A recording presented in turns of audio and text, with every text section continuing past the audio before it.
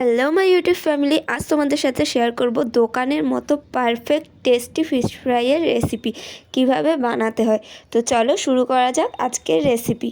সবার আগে আমি এখানে নিয়েছি ভেটকি মাছের পিস। আর ভেটকি মাছ দিয়ে ফিশ ফ্রাই বানালে সেটা সবথেকে বেশি ভালো লাগে। দোকানে গিয়ে বললেই ওরা এরকমভাবে কেটে দিয়ে দেবে তোমার যতটা প্রয়োজন। এখানে আমরা 250 গ্রাম নিয়েছি, তার মধ্যে প্রায় 12 পিস মতো হয়েছিল। তো এবার আমি প্রত্যেকটা মাছের উপর নুন, গোলমরিচের গুঁড়ো আর হাফ লেবুর রস দিয়ে মাখিয়ে রেখে দেবো 10 থেকে 15 মিনিট। এতে মাছের টেস্ট ভালো হয়। প্রত্যেকটা স্টেপ আমি যেভাবে করছি এভাবে করলে পুরো দোকানের মতো ফিশ ফ্রাই তোমরা বাড়িতেই বানিয়ে খেতে পারবে। ভালো করে প্রত্যেকটা মাছের গায়ে নুন, গোলমরিচ আর লেবুর রসটা মাখিয়ে নিতে হবে। এতে মাছের গায়ে নুন, মশলা সবই ঢুকে যাবে। তোমরা যে যতটা পরিমাণ মাছ রান্না করছো সেই অনুযায়ী তোমরা নুন মশলাটা অ্যাড করবে। আর এই মাছে যেহেতু কোনো কাঁটা থাকে না, তাই এই মাছ দিয়ে ফিশ ফ্রাই সবথেকে বেশি ভালো হয়। আর এখানে আমি নিয়েছি 4টে ভাজা শুকনো লঙ্কা, আর নিয়ে নিচ্ছি 3 থেকে 4 চামচ ময়দা আর কিছুটা কর্নফ্লাওয়ার। নিয়ে ভালো করে দুটোকে মিক্স করে নেবো। তোমরা চাইলে শুধুমাত্র ময়দা বা শুধুমাত্র কর্নফ্লাওয়ারও দিতে পারো, দুটো মিক্স করে দিলে সবথেকে বেশি টেস্ট হয়। আর শুকনো লঙ্কাগুলো তোমরা চাইলে হেমলদিস্তায় বা মিক্সিতে একবার গুঁড়ো করে নিতে পারো, কিন্তু আমি গুঁড়ো করিনি, আমি হাত দিয়েই আর কি ভেঙে নিয়েছি। গুঁড়ো করে নিলে কিন্তু সবথেকে বেশি ভালো হয়। তখন আমি তাড়াহুড়ায় আর গুঁড়ো করতে যাইনি, তাড়াতাড়ি করে আমি হাত দিয়েই গুঁড়ো করে নিয়েছি। আর এই রান্নাটার জন্য আমরা কিন্তু ব্রেড ক্রাম্বস নয়, চিড়ের গুঁড়ো ব্যবহার করছি। দোকানে কিন্তু ব্রেড ক্রাম্বসই ব্যবহার করে, কিন্তু ব্রেড ক্রাম্বসের থেকেও মুচমুচে হয় চিড়ের গুঁড়ো দিলে।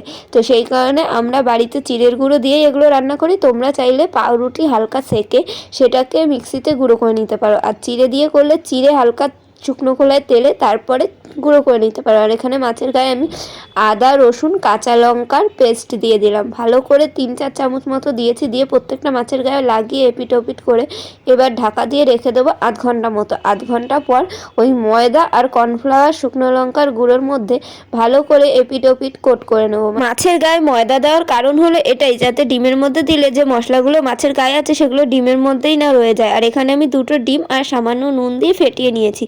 আর এখানে নিয়েছি চিড়ের গুঁড়ো। সবার আগে ডিমের মধ্যে চুবিয়ে এবার দিয়ে দেবো আমরা চিড়ের গুঁড়োর উপর। ভালো করে চিড়েটা দুপিটেই মাখিয়ে নিতে হবে চেপে চেপে, যাতে ভালো করে বসে যায়। আলতো হাতে চেপে চেপে দুপিটেই ভালো করে চিড়ের গুঁড়োটা মাখানোর পর আবারও আমরা ডিমের মধ্যে চুবিয়ে আবারও ভালো করে চিড়ের গুঁড়ো মাখিয়ে নেবো। তোমরা চাইলে একটা লেয়ারই দিতে পারো চিড়ের গুঁড়োর, কিন্তু 2টো লেয়ার দিলে বেশি ক্রিস্পি আর বেশি সুন্দর হয় খেতে। তার জন্য আমরা 2টো লেয়ার দিচ্ছি। আর তোমাদেরকে একটা কথা বলে রাখি, ভালো ভালো দোকান না হলে এই ডিমের স্টেপটা তারা ফলোই করে না।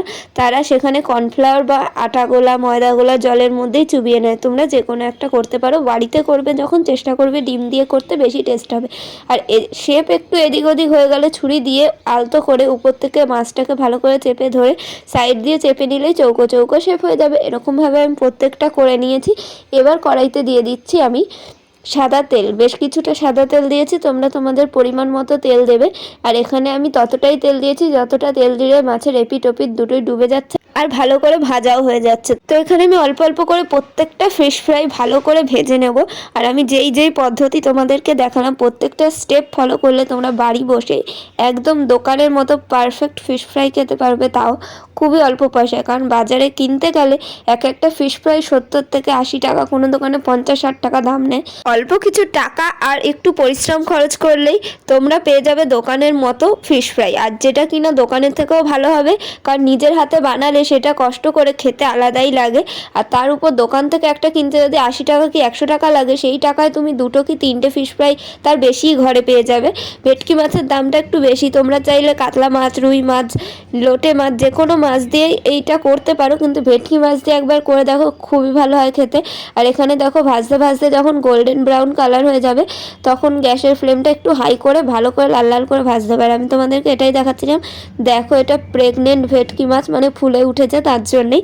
তো এবার সব কটা ভেটকি মাছকে নামিয়ে আমি পেঁয়াজ দিয়ে সুন্দর করে সাজিয়েছি। আর ওখানে দিয়েছি আমি কাসুন্দি আর টমেটো কেচাপ। এই দুটো দিয়ে খেতে দারুণ লাগে।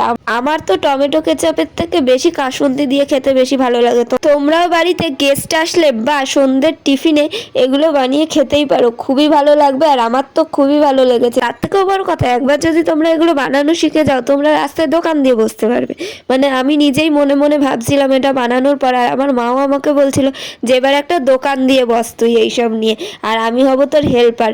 যাই হোক, এগুলো মজা করেই বলে। দোকান থেকে কিনে খেলে তোমরা বুঝতেই পারবে ওটা টাটকা মাছ থাকে না, নয়তো ভেটকি মাছই থাকে না, অন্য মাছ থাকে, ভেটকি মাছ বলে ওনারা চালায়। তো তার থেকে ভালো বাড়িতে বানিয়ে খাওয়ার। দেখো ভিতরে পুরো ভরপুর মাছ, একবার ট্রাই করে কিন্তু দেখতেই হবে শীতের সন্ধে। আর ভিডিওটা ভালো লাগলে লাইক কমেন্ট শেয়ার সাবস্ক্রাইব করে দিও। সবাই সুস্থ থেকো, ভালো থেকো, টাটা।